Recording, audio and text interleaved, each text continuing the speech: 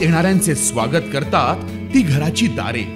आपले घर, बंगला, ऑफिस, फार्म हाऊस यासाठी सुंदर डिझाईन केलेली jumbo French door, safety door आणि तीही 18 गेज GI सेक्शन मटेरियल वापरून आणि 80 मायक्रॉन पावडर कोटिंग केलेली, संपूर्णपणे मेंटेनन्स फ्री।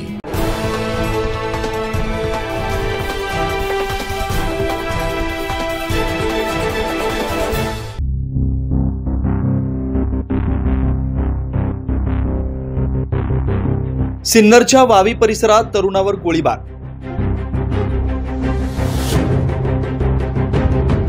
नाशिक शहरासह जिल्हाभरात गुन्हेगारीच्या घटनांमध्ये दिवसेंदिवस वाढ होत असल्याचं पाहायला मिळत आहे। आज दुपारी 1 ते 2 वाजताच्या सुमारास सिन्नर तालुक्यातील वावी बेस परिसरात असलेल्या स्टीलच्या दुकानाजवळ एका तरुणावर गोळीबार झाल्याचा धक्कादायक प्रकार समोर आला आहे। सिन्नर नगरपालिकेचे माजी नगराध्यक्ष नामदेव लोंढे यांचा मुलगा सागर लोंढे याच्यावर हा हल्ला झालाय।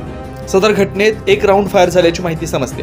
जखमी सागर याच्यावर सध्या नाशिकच्या अशोका रुग्णालयात उपचार सुरू आहेत। सिन्नर पोलीस संशयितांच्या मागावर असून पुढील तपास सिन्नर पोलीस करतात। मागील 2 दिवसापूर्वी देखील तालुक्यातील शहापंचाळ येथे गंभीर घटना समोर आली आहे। त्यामुळे राजकारणाचा केंद्रबिंदू ठरत असलेला सिन्नर तालुका हा गुन्हेगारीचे देखील केंद्रस्थान बनतोय की काय असा प्रश्न तालुक्यातील जनतेतून विचारला जातोय। 9 न्यूज महाराष्ट्र ब्युरो, नाशिक।